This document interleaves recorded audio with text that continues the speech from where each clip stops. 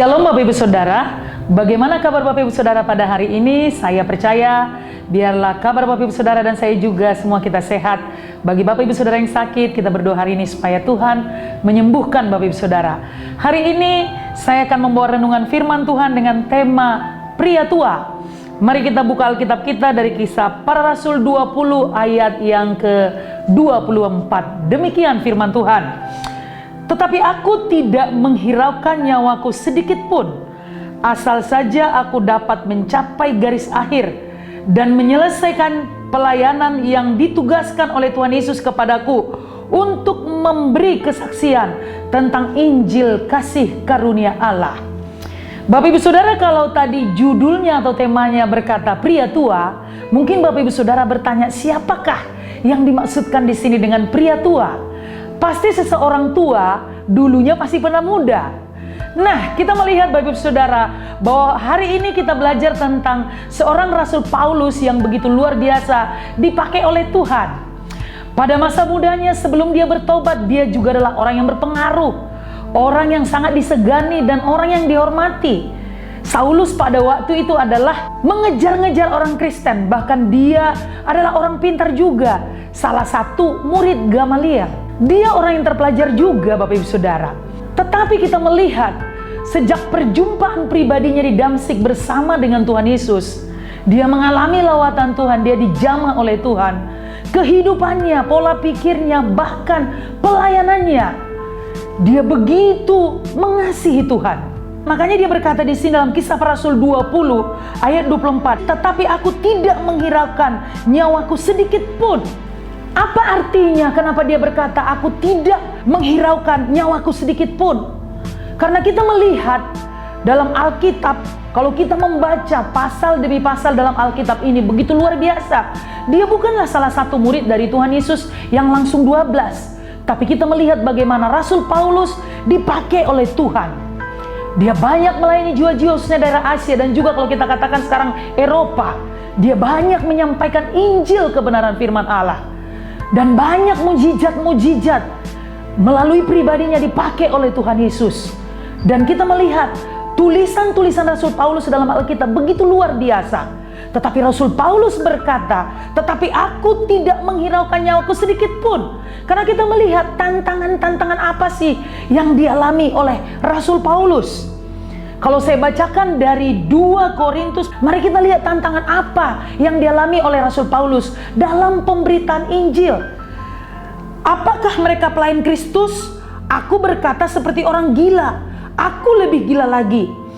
Aku lebih banyak berjeri lelah, lebih sering dalam penjara, didera luar batas, kerap kali dalam bahaya maut.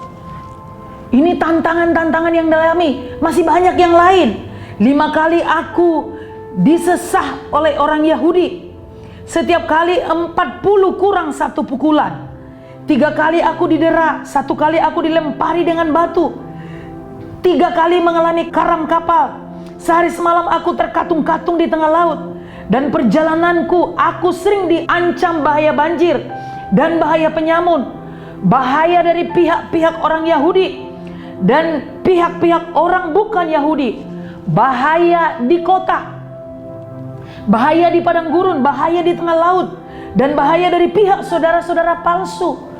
Ternyata di tengah-tengah saudara-saudara yang dimilikinya ada juga saudara palsu. Kemudian aku banyak berjeri lelah dan bekerja berat, kerap kali aku tidak tidur. Nah, bagaimana kita hari-hari terakhir ini? Apa kebanyakan tidur? Atau seperti Rasul Paulus tadi katakan, kurang tidur? Karena dia berdoa, dia berpuasa, dia melakukan perjalanannya, memberitakan Injil, jelas tujuannya. Kemudian Bapak Ibu Saudara dikatakan di sini, kerap kali kedinginan, bahkan juga sering dia tidak makan. Bukan karena tidak punya duit, sebenarnya Paulus ini adalah orang kaya pada dasarnya. Tetapi kita mengetahui dia kerap kali kekurangan karena kapalnya terdampar, mereka tidak punya makanan lagi. Tapi sesudah tua kita melihat wajahnya mungkin sudah mulai keriput, atau dia sudah mulai tua, kekuatannya tidak seberapa lagi. Tapi Bapak Ibu Saudara, dia berkata, sampai masa tua pun dia tetap mencapai garis finish. Sampai akhir dia tetap berkata, aku akan memberitakan Injil Kerajaan Allah.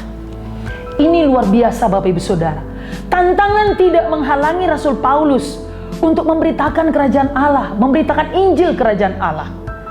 Tantangan tidak membuat Paulus untuk mundur dari jalan Kerajaan Allah. Begitu banyaknya tantangan seperti tadi. Lalu apa yang kita lakukan sekarang ini Bapak Ibu Saudara? Di tengah-tengah perjalanan kita, hari-hari hidup kita, buatlah sejarah dalam hidup kita seperti Rasul Paulus lakukan. Karena Paulus begitu dahsyat dipakai oleh Tuhan. Siapa yang memampukan Rasul Paulus sehingga dia kuat di tengah-tengah penderitaan, di tengah-tengah tantangan sampai dia tua?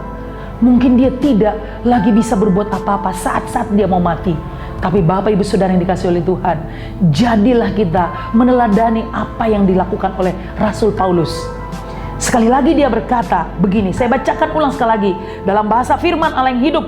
Dalam Kisah 20 ayat 24. Tetapi apalah artinya hidup saya ini jika saya tidak melaksanakan pekerjaan yang ditugaskan kepada saya oleh Tuhan Yesus, yaitu mengabarkan berita kesukaan mengenai kasih dan kebaikan Allah yang besar. Bapak Ibu Saudara yang dikasih oleh Tuhan, saya percaya hari ini semua kita yang mendengar firman Tuhan ini, selama hidup kita ini, mari buat sejarah dalam hidup kita.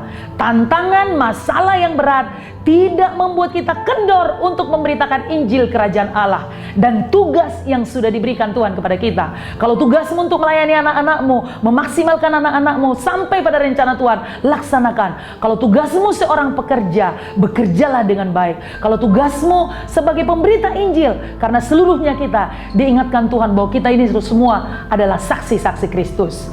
Tuhan Yesus memberkati kita. Jadilah pemberita-pemberita Injil dan pembuat sejarah dalam hidup kita. Amin.